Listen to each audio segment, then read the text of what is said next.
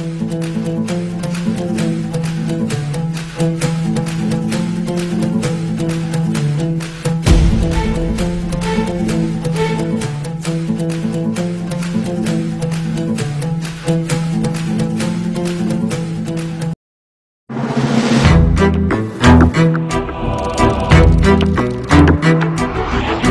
का मैं जो सब्जेक्ट बात करना चाह रहा हूं स्वामी जी से, वो है Indian Muslims and the role in politics in India. स्वामी जी, आपका इस्तकबाल है हमारे इस शो में, जिसका नाम है पॉइंट ब्लैंक। हम कुछ शॉर्ट सवालों से और शॉर्ट जवाब मैं आपसे चाहूंगा कि आपको कैसे लगता है कि हिंदुस्तान में आज़ादी के बाद 65 साल हो चुके हैं और एक बहुत बड़ी सेक्शन ऑफ सोसाइटी, हिंदुस्तान की आबादी नियरली 18 से 20 करोड़ की आबादी मुसलमानों की, उनका रिप्रेजेंटेशन पॉलिटिक्स में ना होने की क्या वजह हो सकती है?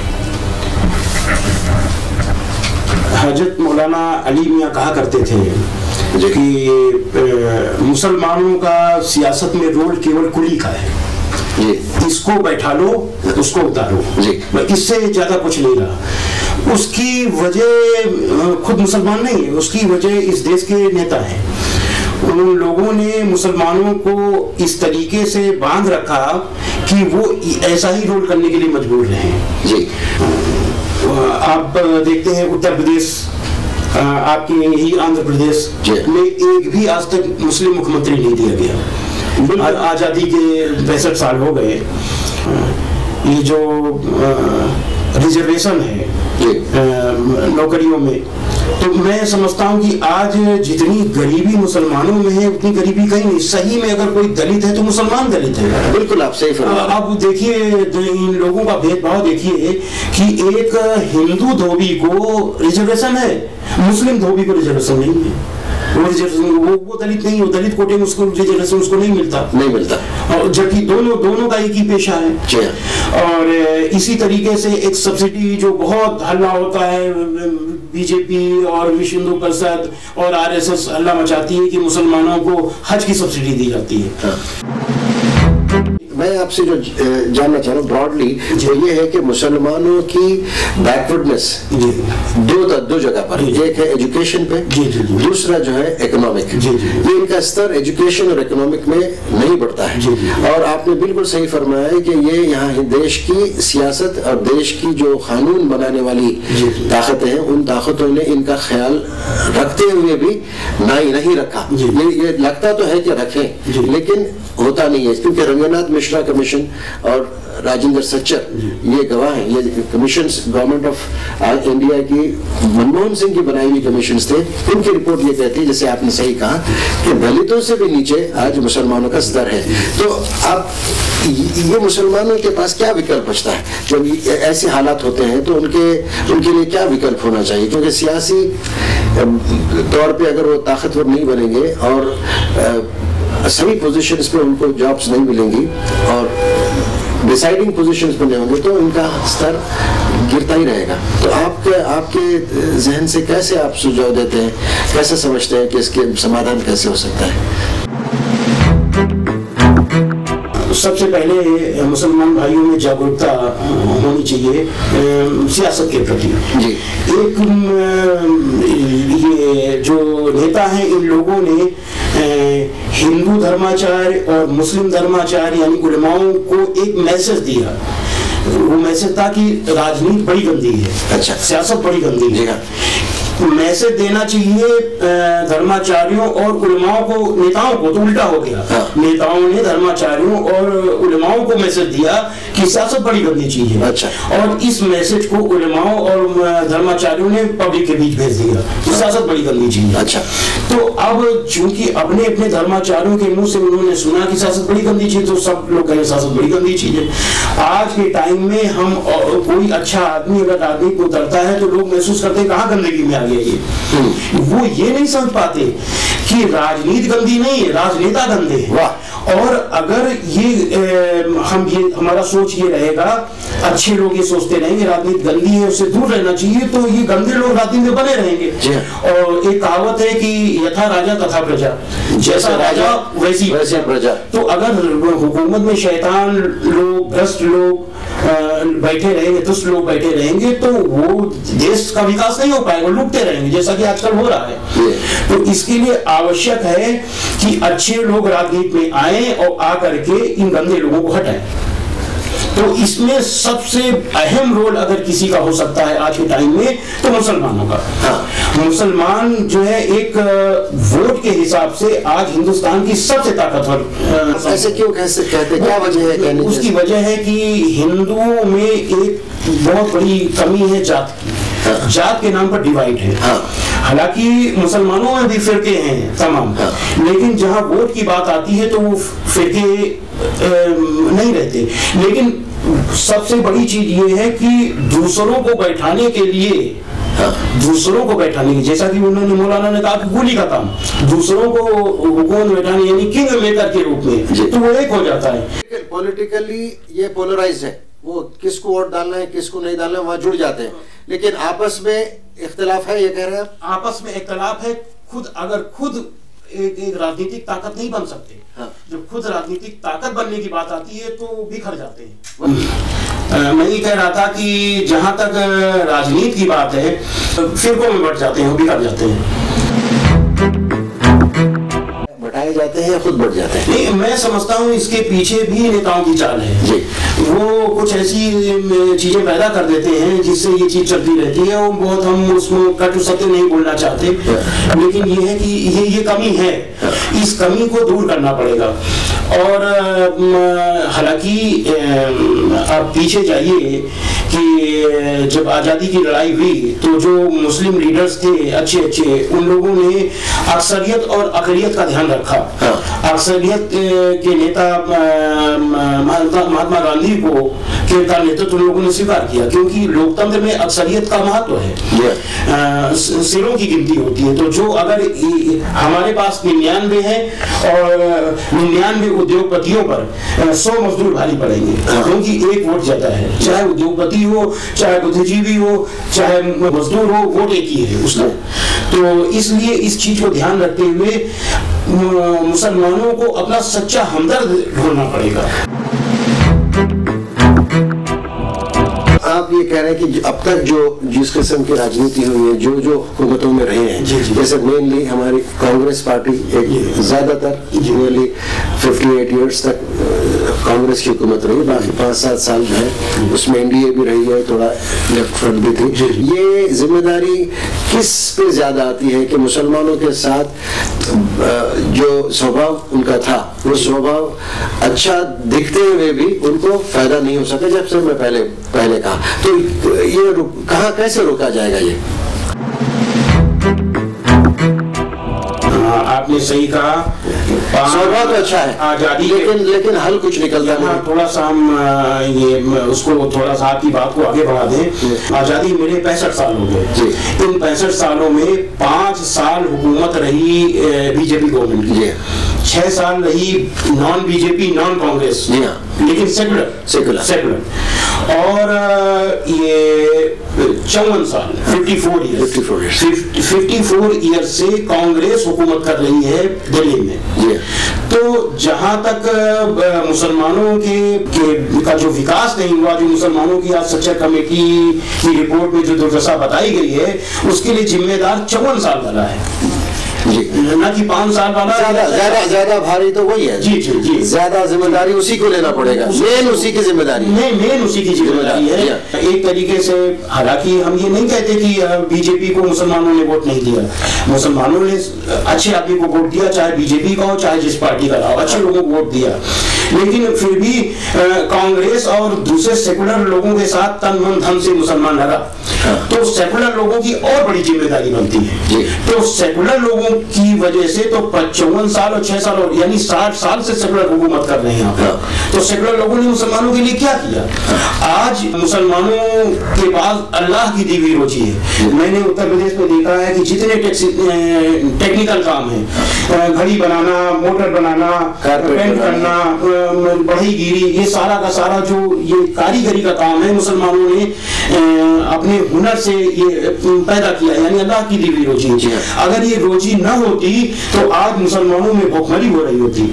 और एक मुसलमान, जरा बहुत ये अहम बात है, एक मुसलमान कारीगर अपने घर से 8 बजे सुबह निकलता है, तो उसके बाद वो सड़क पे जाकर के काम शुरू करता है और 9 बजे काम बंद करता है, 10 बजे रात को घर आता है, उसके बाद खाना वाना खा करके 12 बजे सोता है। सुबह फिर एक नींद उठा, उठने के बाद 8 बजे चला गया। जो व्यक्ति अपनी रोटी की लड़ाई लड़ रहा है, रोटी की लड़ाई, पेट की लड़ाई, उसके पास समय नहीं है कि देश में क्या हो रहा है, समाज में क्या हो रहा है, ये सब समझ, सियासत तो समझ ही नहीं सके, समझ नहीं। जब तो ये नेता चाहते हैं कि मुसलमानों की हालत यही रहे, वो इस तरफ ध्यान ही न दे, तो ये हालत बनाए रखना चाहते हैं। इसीलिए वो मुसलमानों की तरक्की में, मुसलमानों को नौकरी देने में, इस सब में उनका कोई ये बात वहाँ पर भी सच हो जाती है। जैसे हिंदुओं में भी अब इस देश में अक्सरियत, चाहे हिंदू हो या मुसलमान हो, मेजॉरिटी लोग गरीब हैं और ये सारी रिपोर्टें हैं।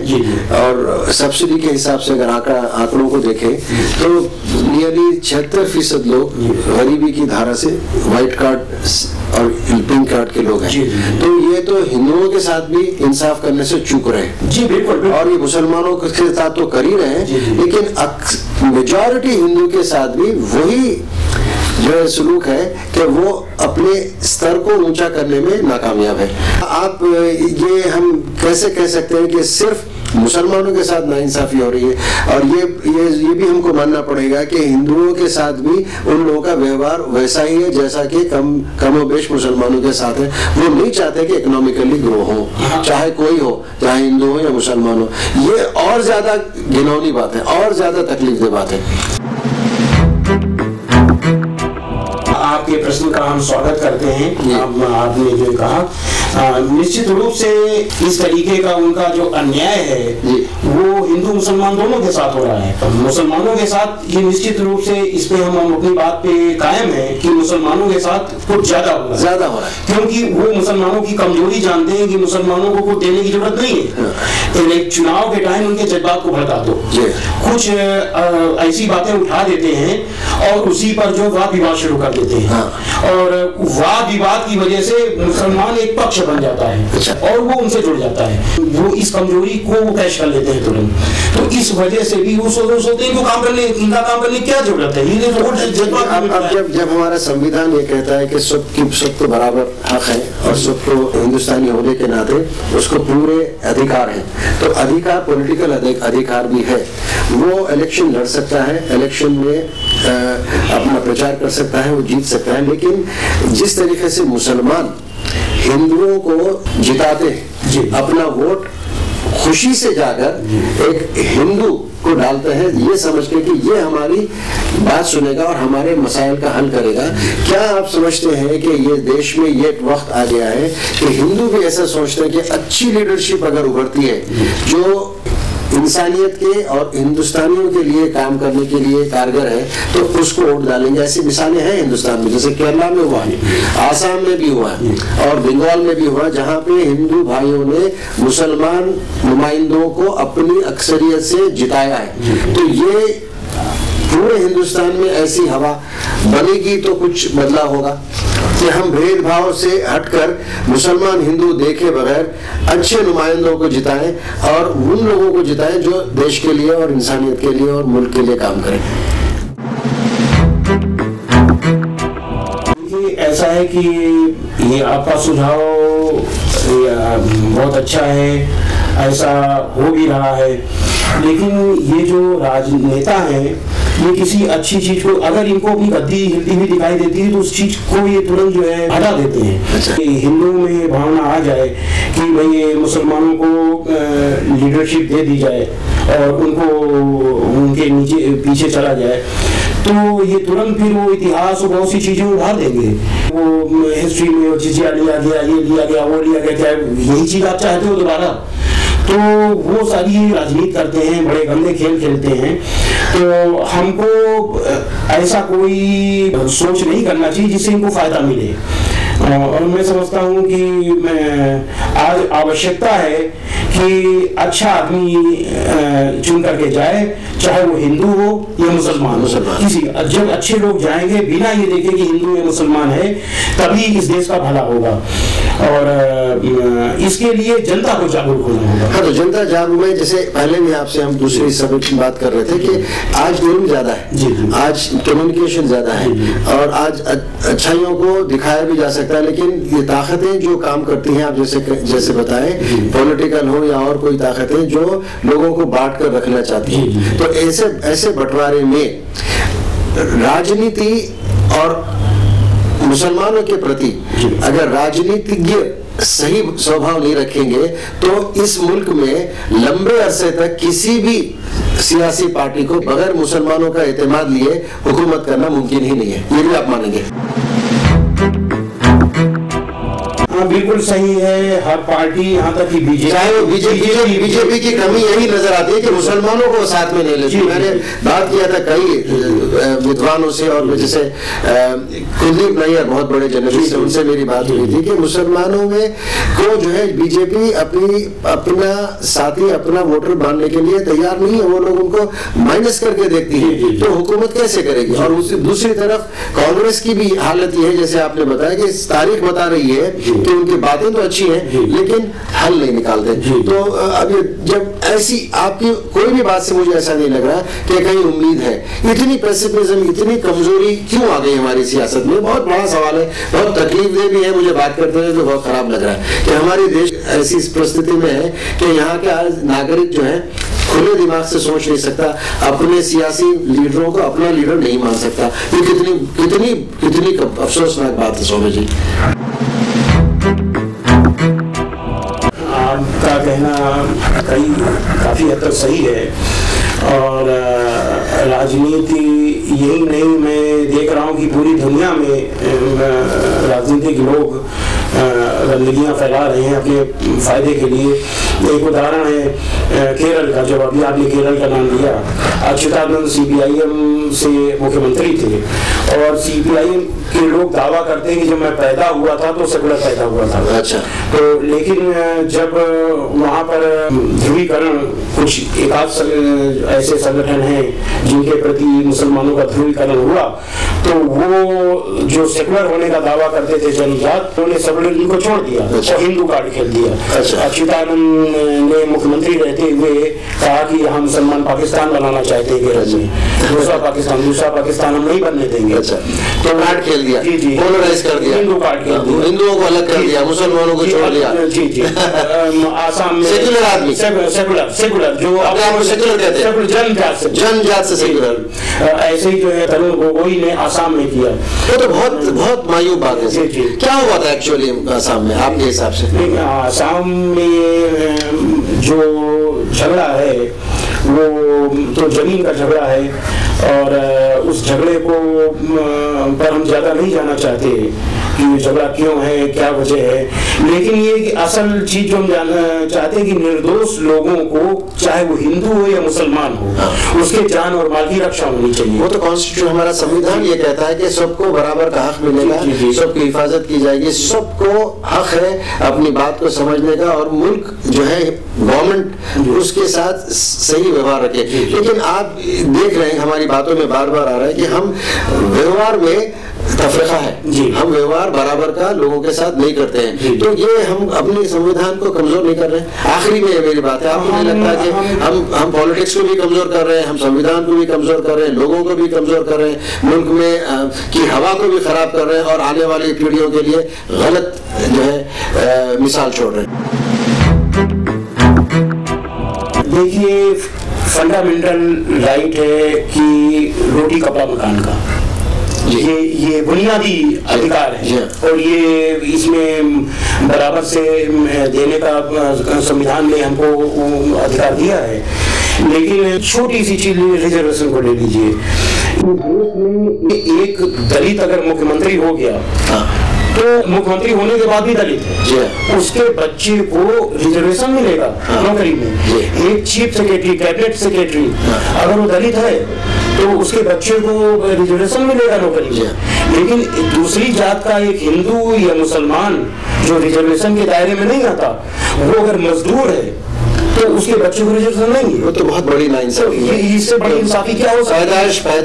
पैदाइश की बुनियाद पे लोगों के साथ तफरीका हो, इससे बड़ा गुनाह नहीं हो सकता। स्वामी जी, मैं आपका शुक्रिया अदा करता हूं कि आपने बहुत ही सेंसिटिव बात से पॉलिटिक्स और मुसलमानों को क्या करना चाहिए इसके बारे में कहा, लेकिन हम इस बात से पूरी तरीके से समाधान नहीं निकाल सके कि मुसलमानों की दुविधा क्या है। आप नहीं समझते कि मुसलमानों को अपनी जिसे पढ़ाई जरूरी है उस तरीके से सियासत में आगे बढ़कर काम लेना पड़ेगा और जो है बिला लिहाज मजहब वो लोग दूसरों के लिए भी मेहनत करके अपनी जगह सियासत में बनाना होगा। आपको नहीं लगता कि ये सही होगा? बिल्कुल बिल्कुल सही होगा। मुसलमानों को सियासत में, दूसरे अपने हिंदू भाइयों के लिए, अपने समाज में अपनी तकलीफों को आम आदमी के साथ जुड़कर मुसलमानों को अपनी सियासत में जगह बनाने का वक्त आ चुका है। बिल्कुल आ चुका है, वो समय आ चुका है, लेकिन हिकमत के साथ और समझदारी, और ये कर सकते हैं। हमारा संविधान इसकी इजाजत देता है, बेखौफ होकर कर सकते हैं। बहुत शुक्रिया स्वामी जी आपका, आपने इस बात को हमारे साथ किया। नाज़रीन, हम इस बात को यहाँ पे खत्म करते हैं। खुदा हाफिज, फिर मिलेंगे।